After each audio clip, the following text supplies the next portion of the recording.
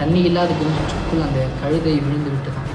எவ்வளோ முயற்சி செய்தாலும் அந்த கழுதையை அவரால் தூக்கவே முடியலை. எஜமான அந்த கிணற்றை எட்டி பார்த்தாராம். அவர் எட்டி பார்க்கும்பொழுது ஒரு பெரிய ஆச்சரியம் அவர் காத்து கொண்டிருந்தார். சப்பா, என் சூழ்நிலை உங்ககிட்ட கொடுக்குறேன், எனக்கு வர இந்த தேவை உங்ககிட்ட கொடுக்குறேன். அவர் என் வலது பாரசத்தில் இருக்கிறபடியால் நான் அசைக்கப்படுவதில்லை அப்படின்று. Hi, praise lord. இந்த வீடியோ மூலமாக உங்களை பார்ப்பது ரொம்ப ரொம்ப சந்தோஷம். ஒரு மனிதன் ஒருவர் ஒரு வயதான ஒரு கழுதையை வைத்து கொண்டிருந்தாராம். இந்த கழுதை ரொம்ப வயதானதுனாலே அது என்ன செய்வதென்று தெரியாமல், அது சில சமயத்தில் அந்த கழுதைக்கு கண்ணு தெரியாமல் இருக்குமா, அந்த கழுதை எங்கே போகிறது என்று கூட அது தெரியாத சூழ்நிலையில் அது நடந்து போய் கொண்டிருக்கும். அப்படி ஒரு நாள் அந்த எஜமானோடு அந்த கழுதை போய் கொண்டிருக்கும்பொழுது திடீரென்று பக்கத்தில் இருக்கிற ஒரு கிணற்றை பார்க்காமல் தண்ணி இல்லாத கிணற்றுக்குள் அந்த கழுதை விழுந்து விட்டதாம்.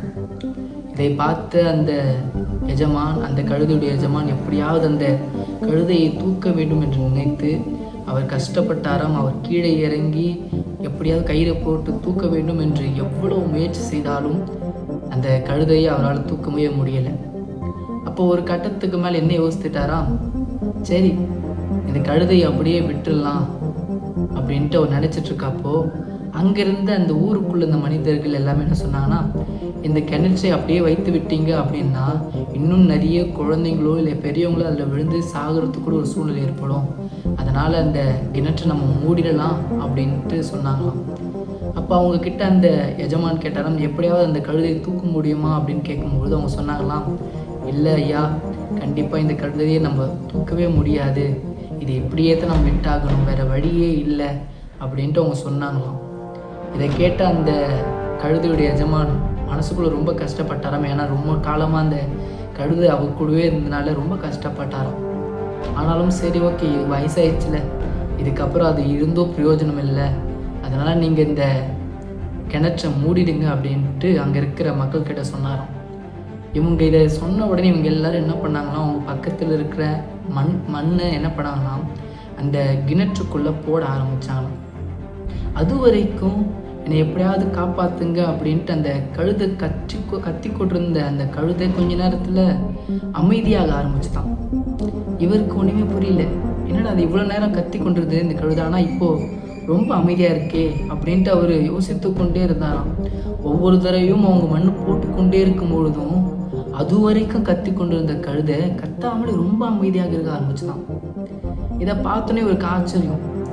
அப்படி இந்த கழுதை என்னதான் பண்ணுது, ஒருவேளை அந்த கிணற்றில் மண் போடுறதுனால அந்த கழுதையை முற்றிலும் மூடிச்சோ என்று நினைச்சு அந்த எஜமான அந்த கிணற்றை எட்டி பார்த்தாராம். அவர் எட்டி பார்க்கும்பொழுது ஒரு பெரிய ஆச்சரியம் அவர் காத்து கொண்டுதான்.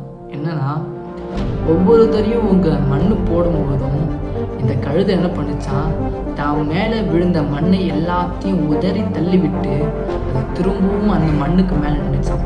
திரும்பவும் அவங்க மண்ணுக்கு போட்டாங்களாம், அந்த மண்ணெல்லாம் உதறி தள்ளிட்டு அந்த மண்ணுக்கு மேலே நினைச்சான்.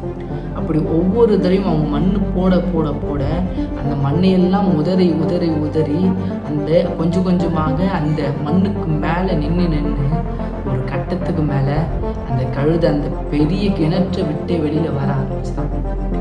வேதத்திலும் சங்கீதம் 16ஆம் அதிகாரம் வசனம் 8 சொல்லப்பட்டிருக்கு, கர்த்தரை எப்பொழுதும் எனக்கு முன்பாக வைத்திருக்கிறேன், அவர் என் வலது பாரிசத்தில் இருக்கிறபடியால் நான் அசைக்கப்படுவதில்லை என்று வேதம் சொல்கிறது. ஆமாங்க, அன்றைக்கி சமயத்தில் நம்ம வாழ்க்கையில் வர பிரச்சனைகளும் போராட்டங்களும் வாழ்க்கையில் வர சூழ்நிலை எல்லாமே நம்மை கிணற்றில் விழுந்தது போலவே நம்ம வாழ்க்கையை மாற்றிருக்கும்.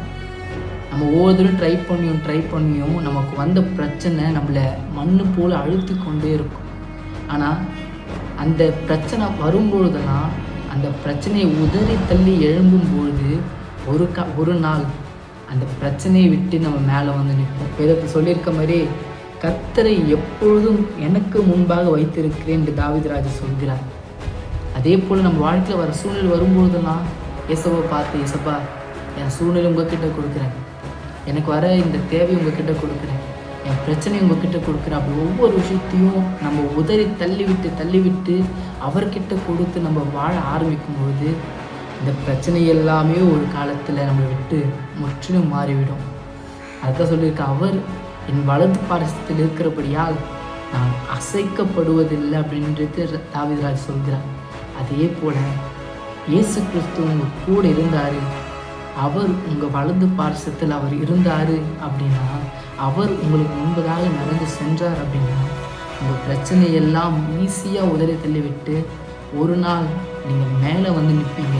அப்போ மேலே வந்து நின்று நீங்கள் திரும்பி பார்க்கும்போது உங்கள் வாழ்க்கையே பள்ளமாக ஆக்கின சூழ்நிலைகள் எல்லாமே ஒரு நாள் முற்றிலும் மாறி போயிருக்கும்.